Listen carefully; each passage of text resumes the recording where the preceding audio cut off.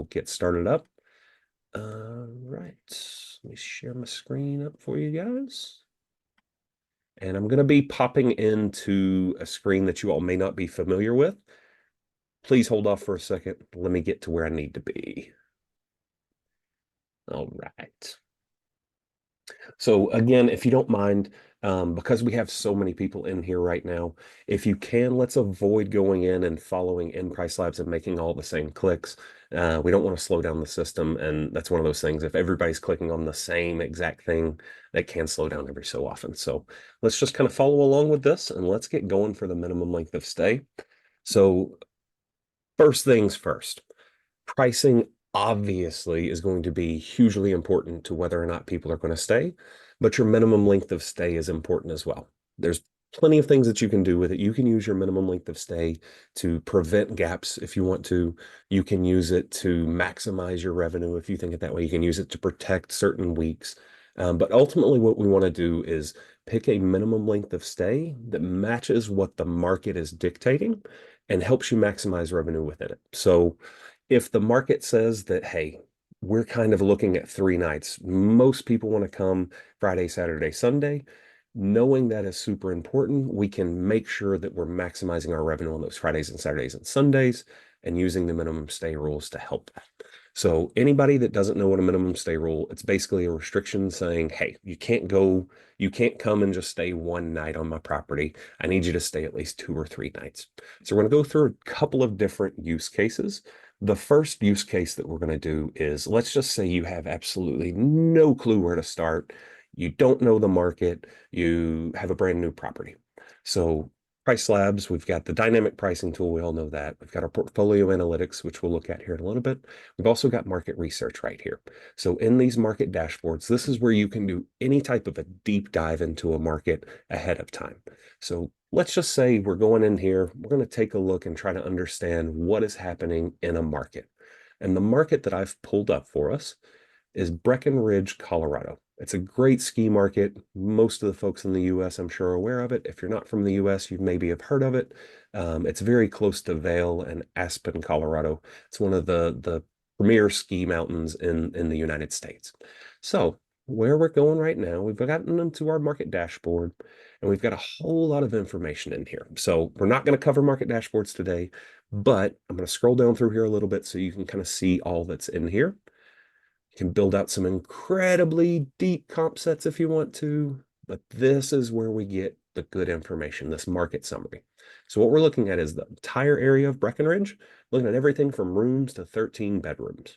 And when I come down here just a little bit, I've got a fun graphic right here that shows me the median length of stay. So think of this, I mean, it's pretty specific. It's the median length of stay in the market. You can come down here and you can note a couple of things. Most of the time it's 4.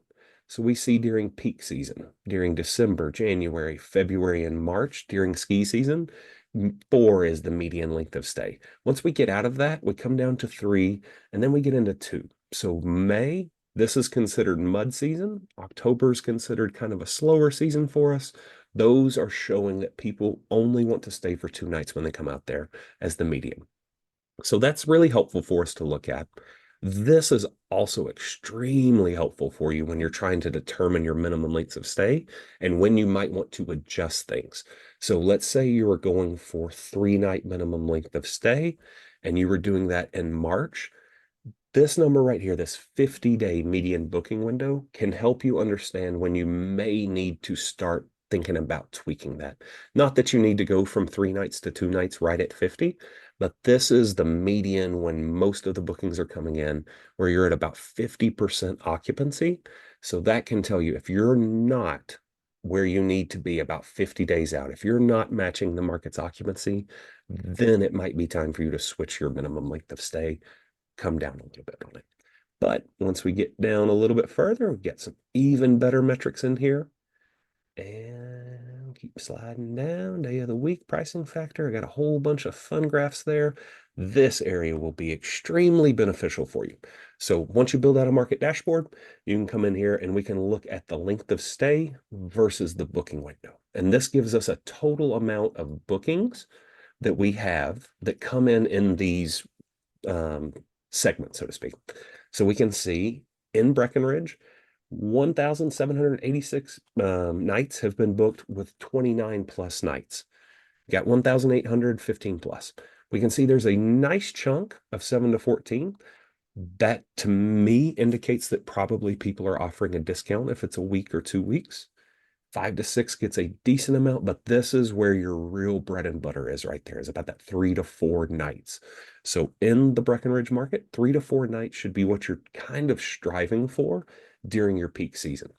Now, we can also look at talking about that booking window side of it, which is incredibly important as well. This tells us how far out these bookings are coming.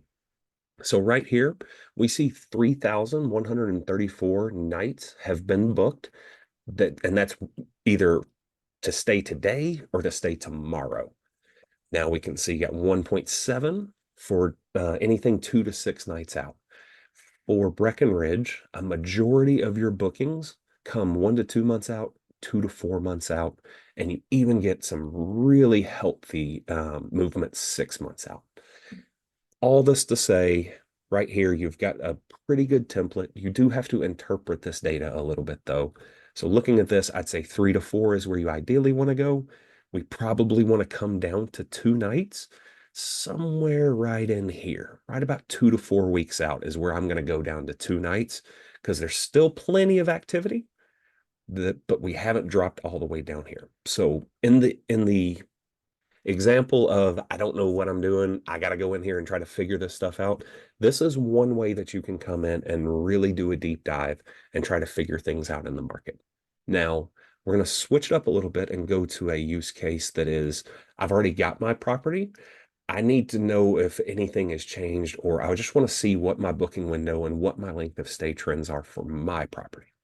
So whenever you want to see that, you're going to come right up here to Portfolio Analytics. If you've not played in this area, get in there and have some fun with it. Look at it, ask questions. If there's anything that doesn't make sense to you when you're in there, shoot an email to support@pricelabs.co. Understanding what your performance is and how you're working is key to your success. So we're going to come to this pacings report. I'm not going to click it just because I've got it already open, but this is what our pacings report is going to look like. Let me get all the way to the top. Now, in this state, it doesn't look like it has much. You can come in and add comp sets for market dashboards. You can add your market dashboard in here if you want to. We're not going to spend a ton of time in this spot, though. Where I want us to go is we're going to scroll down, and there's a lot of noise in here. There's a lot of lines that you're going to see. When you get into your pacing report, it's going to be potentially a little confusing just because it may be your first time in here. So what I want us to look at, anytime you want to look at your booking curve right here, I always suggest let's look at occupancy, because when you look at occupancy, you can potentially see if there's any steps in when you're getting occupied and maybe potentially understand a little bit more about it. So right now I'm looking forward. We're looking at, well, technically kind of forward. We're looking at a little bit of April and then June as well. There's not a lot that I can see here, but I do want to look at this April line. And we're following this blue line right here. So I don't have much occupancy at all. I get a little bit of occupancy, about 120, and then it spikes up right in here. So this is telling me that there's activity between 120 and 90 days. That's something I need to keep in mind. Now I see we're going from about 10% up to about 20% between 90 and 60 days. So really I'm at 11%. I get up to 21%. That's a good little area for me. But now we can see there's a much bigger jump right here between 60 to 30. So I am getting booked out from 22% up to 40% in a matter of those 30 days. And then we have another nice little bump right here from 40 to almost 60% right there up to 19 days. So the way that we're looking at this is when are my bookings coming in? And I'm trying to determine if my minimum length of stay might have something to do with this. So if you have a rule that says, I wanted 3 night minimum length of stay, and that was being applied right here, and you see it going up like this, you're perfectly fine. It's not going to harm you. But let's say right here, you see how it's a little bit flatter? So starting day 13 out, we don't gain a ton. What if right here, if I switched it from a 3 night minimum length of stay to a 2 night minimum length of stay, Does this blue line all of a sudden take off this way and go up instead of staying kind of flat? That's one of the things that you would want to look at and potentially adjust. With this, though, I don't want to spend too much time diving in here. I like to use this and look at it historically. So looking forward's great. It helps you kind of see where you're pacing. But to understand how these booking curves can impact your minimum length of stay, I say step back and look into the past a little bit. So I'm going to come in, I'm just going to select January 2025. It's going to compare to last year as well. And maybe we can get some good information out of here. So again, there's my revenue. I am coming down to my occupancy though, and we see a much bigger swing right here. So in this example, and for these listings, I am essentially at a 3-night minimum the whole time. I don't ever go to a 2-night minimum. So we can see right here, there's not too much activity. That's probably market. My minimum length of stay is not impacting it. Get up to 60, not too much. Now we see the pickup coming. So my 3 nights clearly is in line with the market between day 60 and day 90 because I'm getting plenty of activity. Not getting too much out here though, not much at all. And I'm getting almost nothing at the end. This is a huge indicator to me because I'm flattening out that I probably need to go in and adjust that minimum length of stay. So looking at your own data, this is a great way for you to kind of go in there and interpret it.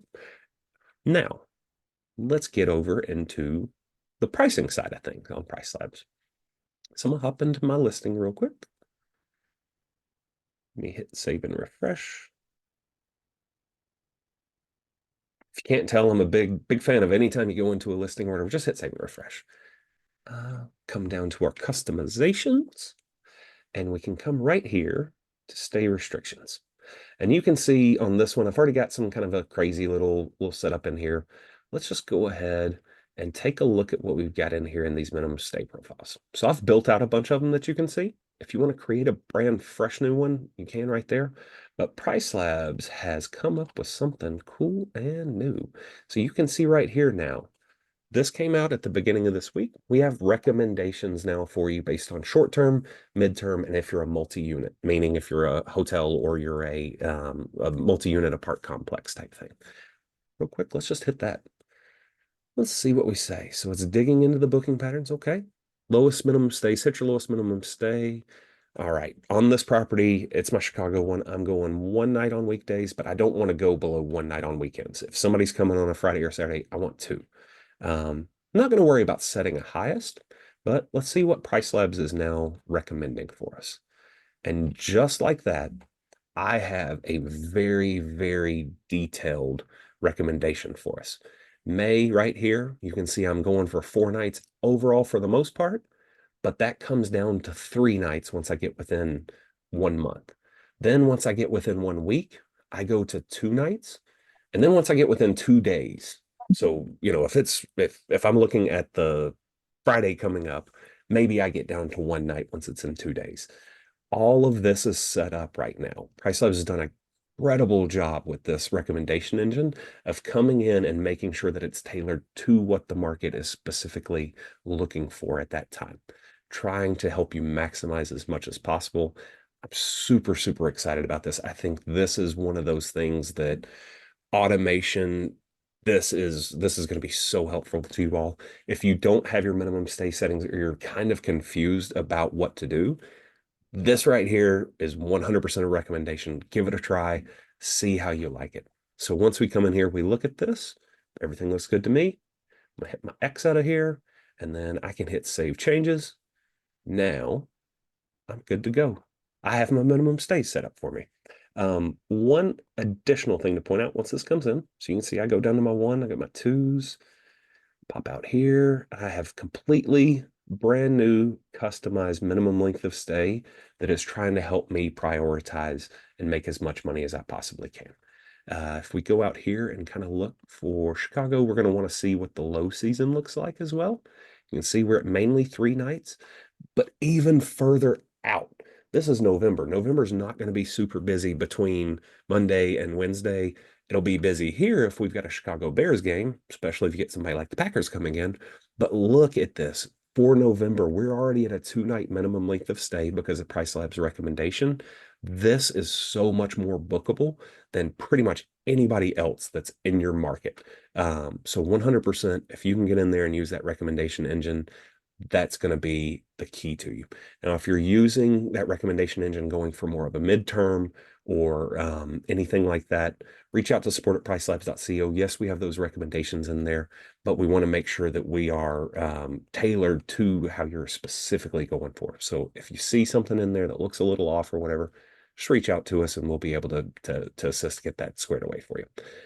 I am so happy to see this though. This right here is glorious to me. February in Chicago is not a season people want to go to unless you're just a Chicago Bulls or Chicago Bulls fan, essentially. I think it's the only reason to really get in there unless it's for business.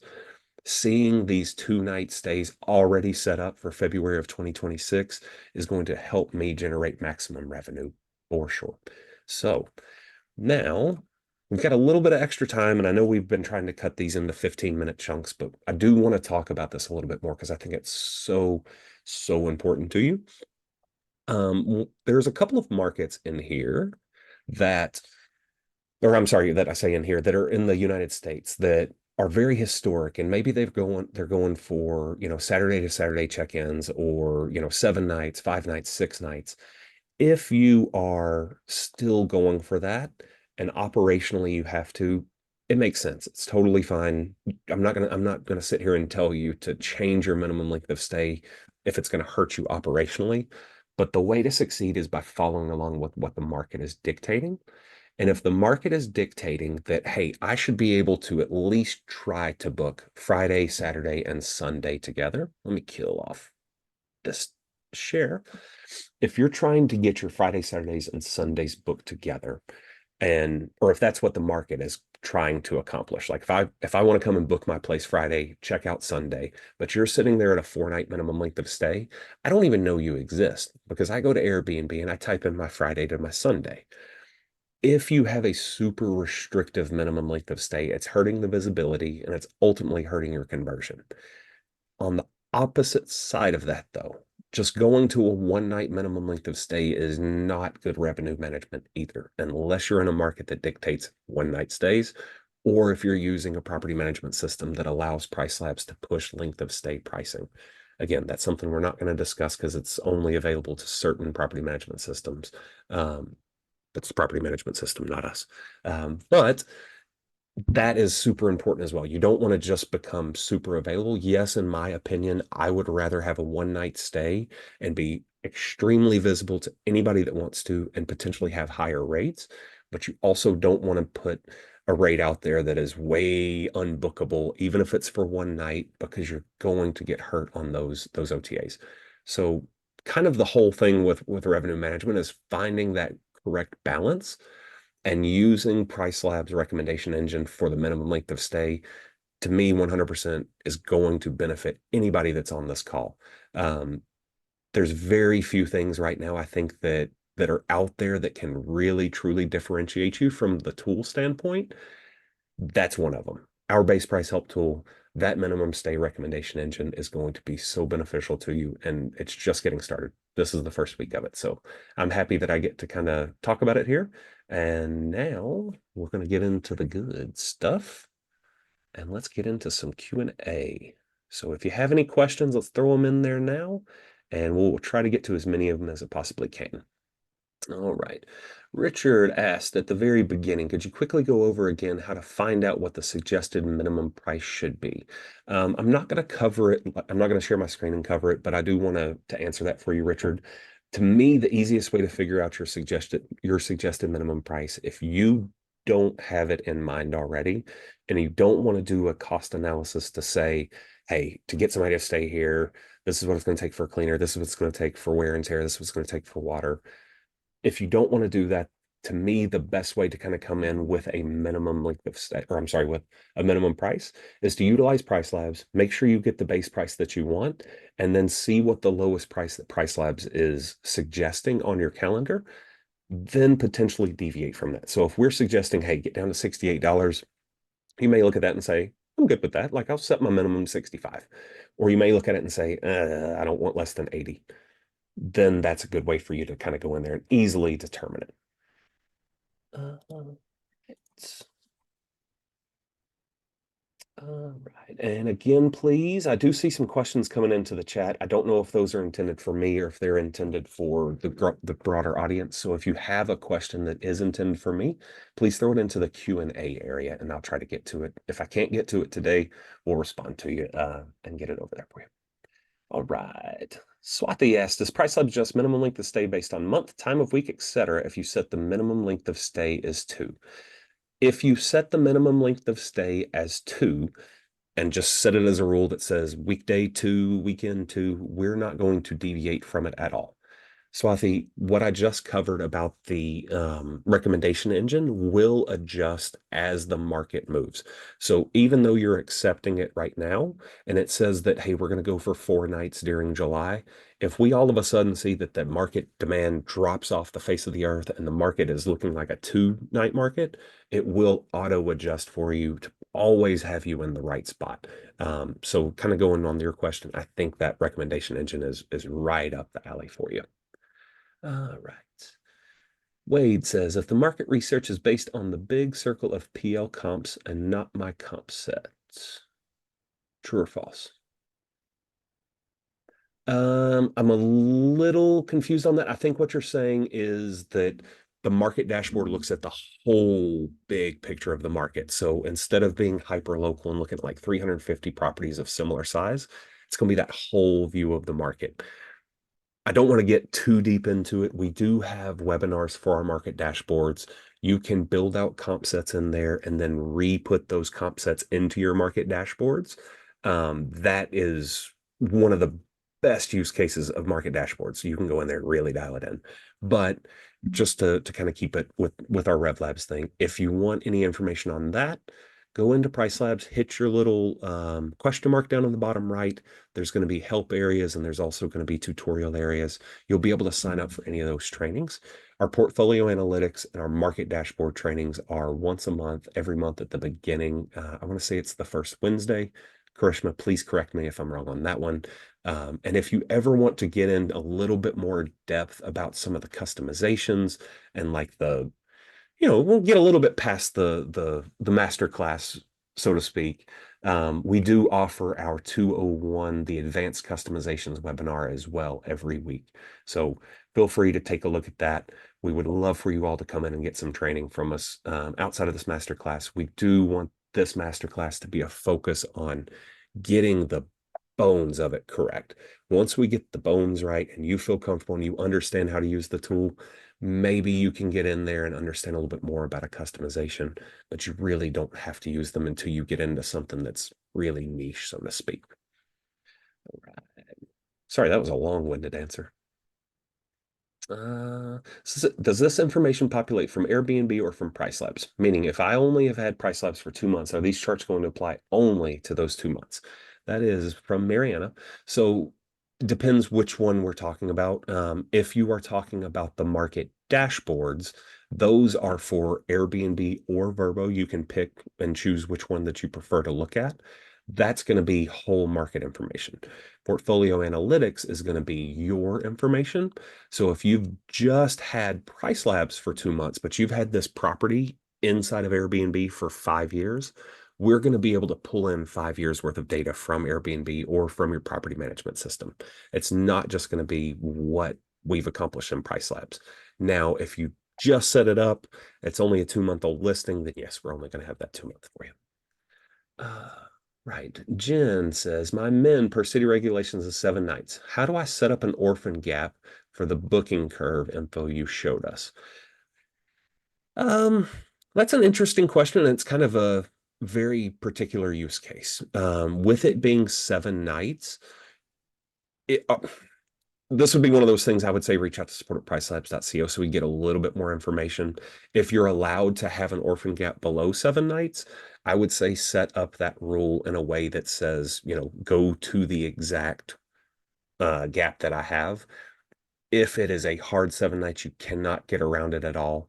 You would want to set your orphan gap up as 7 and 7 and actually code it in that way. If that's the case and that recommendation engine does not work for you in that sense, please reach out to support at pricelabs.co and we'll get that fixed up for you. Uh,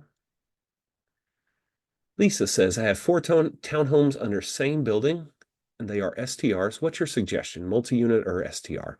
I would keep those as STR. I would use the multi-unit setup if you ever take those midterm potentially, or if they are exactly the same. With that, also, if you're doing multi-unit, please reach out to pricelabs.co or support at pricelabs.co so that we can help you with some of the other things that you may need to move to really maximize and get the best out of that multi-unit setup. Uh, Chanel says, how often should we review the minimum stay recommendations? That's a great question. If you go with the recommendation engine, I would just kind of keep my eyes on it every so often. It's going to auto adjust for you if the market dictates it. Now, we're not going to all of a sudden go from 2 nights to 7 nights or anything like that. If anything, it'll say, hey, we're typically at 4. We think we need to get to 3 a little bit earlier. If you are not using that recommendation engine, I would say be aware of what's happening in the market. Tomorrow, we're going to cover something that's hugely beneficial for you, especially with this minimum stay, but it's going to be impactful everything. And in neighborhood data, you can build out a comp set and say, hey, I want these 5 to 10 properties that look like me, that are really close to me. I want to see them in my neighborhood data.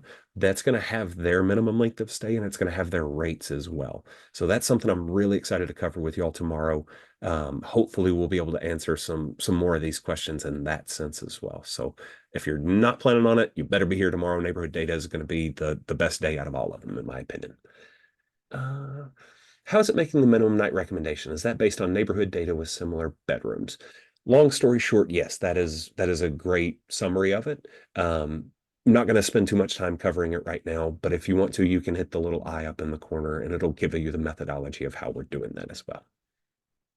All right. Where does the recommended minimum stay set by PriceLabs sit in the hierarchy? I've run into issues before not understanding the hierarchy levels. That is a really good question, actually. So if we do accept those minimum stay recommendations from the account level, you are going to want to make sure that you don't have anything else set up at that individual listing level. There's a hierarchy of customizations, which most people won't need to use. Once you get up to having like 10 or more properties, you might use it a little bit more. So you can set a customization at an account level, you can set it at a group level, and then you can set it up at the listing level. Listing level is where most people that have between 1 and 10 listings will set things. If you are using the account level settings or the group level settings, feel free to reach out to support at pricelabs.co. I'm not just trying to pass the buck. I want to be able to help everybody, but I also don't want to put too much information out there and confuse people as well, Melissa. Uh, Sabrina says, what does PriceLabs consider midterm? That's a really good question. What we typically consider midterm is going to be anything more than 30 days that is less than 6 months. So 30 days to 6 months is essentially what we're looking at for midterm properties. Will PL ever get the ability to show a strike through to the client and show that they received a discount for a last minute booking, for example? I think you're talking about the strike through on um, Airbnb. If not, Michael, you may be talking about like showing it in PriceLabs. I'm not 100% sure. That's not something that we can really control if you're talking about the Airbnb version. That's, it's kind of their strike through and they get to decide how and what prompts it for it. If you were talking about wanting to see something more visual in PriceLabs, please go ahead and throw it in the Q&A or reach out to support at pricelabs.co. We love ideas. We want to make the best pricing tool possible. Ultimately, what we want is something that you can go in there and just tinker with a little bit and it does it for you. But we need as much crowdsourcing, we need as many ideas as possible. We got a bunch of talented revenue managers, a bunch of talented data scientists, but questions and things that you all are experiencing helps us build out the tool in even better ways. Dennis says, I didn't think you could have more than 1 weekday and 1 weekend minimum stay for your entire calendar. Can you set an overall minimum of 2 nights every day? Yes, you can set an overall minimum of 2 nights every day if that's what you prefer. The way that that minimum stay recommendation works is it was setting your baseline rule and it was also going into what's called a custom seasonal profile and setting that up for you as well. We didn't cover that, and I'll try to cover the custom seasonal profiles a little bit tomorrow or on Monday if possible. But ultimately, what I want you to do if you're going to need to set your minimum stays differently per season is to use that recommendation engine, at least test it and see if it makes sense to you. If it does not make sense to you and you want to go in and customize it, go to the question mark down on the right. You've got the little search bar that you can pop up in there. Use that search bar and type in custom seasonal profile, and you can learn a little bit more about that as well. Uh, Dennis Mockler says, does this work with IGMS? Unfortunately, I don't know the answer to that right off the top of my head. I'm not 100% sure what you're referring to. It came in about 10 minutes ago. So if I had to guess, I think that has to do with the minimum stay recommendation engine. But if you want to clarify, please go ahead and do that for us. All right. Antonis, is it a good idea to leave the recommended minimum stay is for all year and then for June and July set seasonal minimum stay? It's what PriceLab recommends for me when I enter the minimum stay menu. Now, here's another thing, and I do actually need to share my screen again. We have an older minimum stay recommendation engine that some people have used, so we have not removed it yet. Whenever you go in, and I'm going to pop over from my multi-calendar, and I'm going to come over here to my customizations. No, I said that, and I don't have that button anymore. So on some views, you may still have a little box up here that has a question mark in it. That's our old engine that's being in the process of being worked out. I would just say ignore that at this point. This one right here is going to be where you want to really work on. Hope that helps on that one. Let's see. Miriam says, if I set a 2-night minimum weekday and a 3-night minimum for the weekend, and someone tries to book a Thursday night, will they be required to book 3 nights since their stay is over a weekend? That is an incredibly good question. So the minimum length of stay that you have set up is based off the day that they book. So if you have a setting that says Monday, Tuesday, Wednesday, Thursday, 2 nights. Friday, Saturday, Sunday, 3 nights. Somebody books Tuesday because that's the first night. They only have to take 2 nights. They take the Thursday, they take the Friday. So in that situation, if you're wanting to make sure that that Thursday gets 3 nights, there's a little bit of movement that you can make in PriceLabs, but I want you to reach out to support@pricelabs.co and get some assistance with that if you don't mind. Right. PriceLabs is recommending a 3-night minimum. However, I have quite a few 2-night gaps available. Will my 2-night gaps still show up if I set my minimum nights to 3 nights going forward? It's a great question, Miss Doreen. Unfortunately, no, it will not go down to 2 nights. If you have your absolute minimum set at 3, it will not go below that minimum there for you. So what I would suggest is set your minimum to 2, and then your orphan gap also allow for 2 nights. If you have any more in-depth questions or anything like that, again, I hate to keep kicking y'all down the line or whatever, but support@pricelabs.co to get a more specific answer to your actual question, because they'll be able to hop on your account, look at it, and actually see it instead of just kind of looking at a question. So please reach out there if you don't mind. Amy says, can you re-demo the steps to get to the new minimum stay recommendation? Well, since I'm here, I might as well. Let me pop out. I'm going to go to the view that you all are used to. So anytime that you want to see those new minimum stay recommendations, you're going to go right here, click in review prices. Your customizations will be over here on the left as it loads. I hit edit. And then right here in stay restrictions is where you'll find that. So if this is not on, you'll see it looking, we're going to ignore that pop-up real quick. It'll look like this in the initial state. If you haven't turned it on, turn that bad boy on right there. And then you can go right here and select your short-term, mid-term, multi-units. And then if you want to, you can enter your minimum and then review right there. All right, now I know we're coming up on time. I do want to hit a few more of these questions though, just because we've got them pretty narrowed down. Okay, to clarify, if I have a 2-night weekend. Okay, so that's the same question from Miriam. Oh, Shar, you need me to go back and show that again? Let me take that. We won't go fast this time. All right. So again, you are in your listing right here. You're going to come to Applied Customizations, Edit, and then right here, your Stay Restrictions. You click that, and then you'll have this area pop up over here. You may not have that green light yet. If it's gray, just click it and turn it on, and it'll be ready to go for you. All right. Tim says, does Min Stay work with midterms? I have a 60-day stay, 45 days out. I want more midterm, 30 days or more, but will it fill the current 45-day with shorter stays? I'm kind of following along with your question, Tim. That's going to be a little bit more nuanced. So again, if you'd reach out to support@pricelabs.co, we can look at what your strategy is and kind of how you've got it set up, and somebody can help you with that as well. Uh, does the minimum stay setting use comparable properties to offer a suggested stay? A larger 3+ bed, 3+ bath property may readily receive 3-night minimums compared to a 1-1 property, for example, but feel the property would benefit from a nightly stay minimum based on other 1-on-1 properties. Aaron, that's a really great question, and I don't have the answer specifically for you. Get a little bit more detail about this. Maybe I can answer that question for you tomorrow, or we'll get somebody to respond to you via email about that more specifically.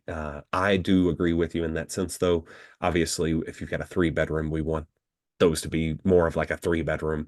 You don't want to have a 1-bedroom that's, got a minimum stay rule like a 8-bedroom, so to speak. You also don't want an 8-bedroom that has a minimum stay rule like a 1-bedroom. So totally understand that question. We'll get back to you on that. How to set up discounts in PriceLabs and have strike-through discounts. But again, unfortunately, we are talking about minimum length of stay today. You can set those discounts up in PriceLabs. I'm not 100% sure about owner res. I have to look at our internal stuff and all of that. But I would want you to, we don't necessarily dictate anything about the strike-through discounts.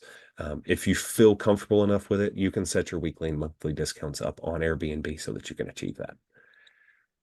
Kate says, when does the Men's Stay tool go live? I'm pretty sure it's live for everybody now. I hope it is. At least I was under the impression it is. If it's not, somebody throw it in the Q&A and tell me that you don't have access to this, because I would love to know if I've made a big mistake. All right, Eric says, yes, please cover the seasonal profiles tomorrow. All right, so I'll try to add some extra time in there for that tomorrow. If I do the minimum stay at the calendar group level, does it work like you showed? So if you're talking about coming in, Kate, I believe you're referring to, like, if I come in here and I go to my calendar and I actually put it in like this is going to be a force override.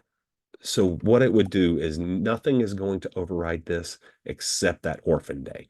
So you would need to manage it a little bit more if that's what you're referring to on that one. All right, and now Amy says, I have hard-coded minimum stays. Do I need to delete all of these to have the new PriceLabs minimum recommendations? Now, if you're talking about hard-coded in the sense that you've got it on your calendar like that, you would need to remove those. There's a couple of easier ways for you to get a bunch of bulk actions done. And I will show you that real quick, and then I'm going to be done with questions for today. We'll respond to anything that we didn't get to via email. But if you are ever, let's say you've got just a ton of overrides on here, you can come right here to date overrides, hit view all, and then you could run through real quick and hit all of those trash cans and take those out to make it just a little bit simpler for you. So, all right. Well, folks, I do appreciate you all today. Again, as we talked about yesterday, if you are going to be here on Monday, tomorrow, let us know, and we're going to try to do a couple of account reviews on Monday. Tomorrow is going to be the most important day. I hope you'll get a ton out of it. Neighborhood data is the key to success, in my opinion, when it comes to looking at your PriceLabs account. So thank you all for joining us again. I'm Kyle with PriceLabs. It's been a pleasure, and I'm looking forward to seeing you guys tomorrow. Bye-bye.